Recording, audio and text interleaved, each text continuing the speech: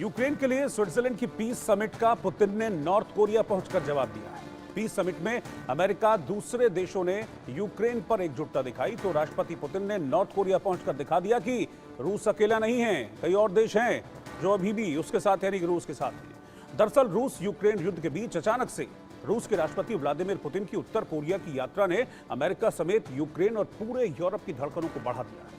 रूस और उत्तर कोरिया के बीच हुई नई रणनीतिक साझेदारी ने अमेरिका की भी नींद उड़ा दी है। इन दोनों देशों के बीच क्या समझौते हुए हैं वो आपके लिए जानना जरूरी है। यानी कि रशिया और नॉर्थ कोरिया जब मिले, पुतिन और शी जिनपिंग जब मिले, उन दोनों के बीच क्या समझौते हुए ये जानना आपके लिए बहुत जरूरी है। आइए आपको दिखाते हैं कि पुतिन और किम की यारी कैसे दुनिया पर भारी पड़ रही है, किस तरीके से पुतिन का स्वागत हुआ, क्या कुछ समझौते हुए हैं दोनों देशों के बीच में। देखिए, जहां तक इससे पहले कि मैं आपको बताऊं कि इन दोनों देशों के बीच में क्या बातचीत हुई है, क्योंकि जिस तरह का ग्रैंड वेलकम किया है किम जोंग उन ने, जिसे नॉर्थ कोरिया का तानाशाह कहा जाता है, उस ग्रैंड वेलकम को देखकर बहुत सारी बातें हो रही हैं और इन बातों से तीन ऐसे देश हैं जिन्हें सबसे ज्यादा असर पड़ रहा है। हालांकि अगर मैं इसको एक मोटे तौर पर समझाने की कोशिश करूं तो पूरा का पूरा जो यूरोप है, जो पश्चिमी देश हैं, उनकी नजर टिकी हुई थी इस मुलाकात के ऊपर कि किम जोंग उन और पुतिन जब मिलते हैं तो उन दोनों के बीच क्या होता है। लेकिन तीन ऐसे देश हैं जिनकी सबसे ज्यादा इस पर नजर टिकी हुई थी और उन तीनों में सबसे पहले तो आता है नॉर्थ कोरिया के बिल्कुल बराबर जो पड़ोसी है, लेकिन उसका कहते हैं कि जबरदस्त दुश्मन साउथ कोरिया। इसके अलावा जापान एक ऐसी कंट्री है जिसकी नजर टिकी हुई है इन दोनों देशों की मुलाकात के ऊपर, और इसके अलावा अमेरिका, क्योंकि रूस और अमेरिका के बीच 36 का आंकड़ा, ये बात बहुत अच्छी तरीके से जानते हैं, और वही 36 का आंकड़ा किम जोंग उन यानी कि नॉर्थ कोरिया और अमेरिका के बीच भी है। पिछले दिनों तो ऐसा भी हुआ था जब एक बार किम जोंग उन ने कहा था कि मैंने तो अपनी मिसाइलें अमेरिका की तरफ बिल्कुल लगा दी हैं और मैं कभी भी अटैक कर सकता हूं। लेकिन इन दोनों के बीच क्या समझौते हुए ये जानना आपके लिए बहुत ज्यादा जरूरी है। तो पुतिन और किम की यारी दुनिया पर कैसे पड़ेगी भारी। नॉर्थ कोरिया के तानाशाह किम जोंग से पुतिन मिले हैं। पुतिन के स्वागत में रेड कारपेट, जैसे ये रेड कारपेट है, इसी तरीके से रेड कारपेट वेलकम, मतलब इसको कहा जाता है ग्रैंड वेलकम, ग्रैंड वेलकम किया है पुतिन का। व्लादिमीर पुतिन 24 साल बाद नॉर्थ कोरिया पहुंचे हैं। पुतिन ने किम जोंग को तोहफे में एक लग्जरी कार, ऑरस कार, ये रशिया का ब्रांड है, रशिया का टॉप कार ब्रांड है ऑरस, जो पुतिन ने किम जोंग उनको इस मुलाकात के दौरान गिफ्ट में दिया है। पुतिन ने किम को एक कटार भी गिफ्ट की है। पुतिन के वेलकम में चौक चौराहों को गुब्बारों से सजाया गया, यानी कि एक बहुत रेड कारपेट वेलकम, एक बहुत बड़ा वेलकम किया गया पुतिन का नॉर्थ कोरिया में। पुतिन को देखने के लिए हजारों लोगों की भीड़ वहां पर उमड़ी हुई थी। खुद तानाशाह किम जोंग उन वेलकम करने पुतिन का पहुंचे थे।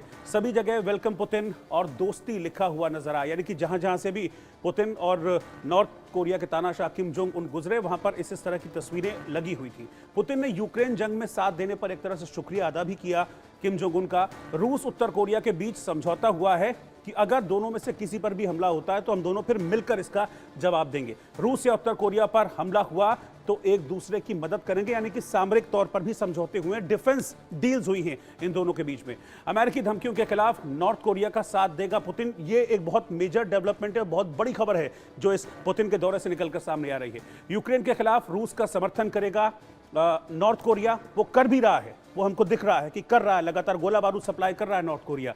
इसके अलावा कपटी, खतरनाक, आक्रामक दुश्मन के खिलाफ नॉर्थ कोरिया का सपोर्ट करेगा रूस। अब ये तीन बातें जो लिखी हैं, समझना होगा आपको कि किसके लिए लिखी हैं।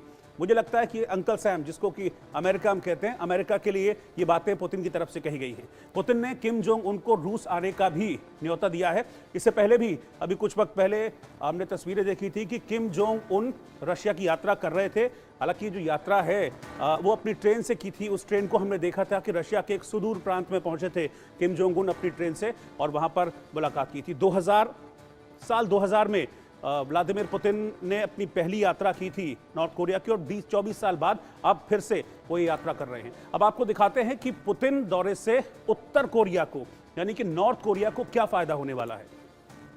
अमेरिकी धमकियों का रूस सपोर्ट करेगा, ये कुछ बड़ी बातें हैं। ये तो मैंने आपको बताया कि दोनों के बीच में क्या डील्स, क्या समझौते हुए हैं, लेकिन इससे नॉर्थ कोरिया को क्या फायदा होगा, किम जोंग उनको क्या बेनिफिट इस दौरे से मिलेगा, वो आप समझिए। यहां पर उत्तर कोरिया को रूस के जरिए कई देशों से अनाज मिल पाएगा। ये मेन पॉइंट्स हैं जो मैं आपको समझा रहा हूं।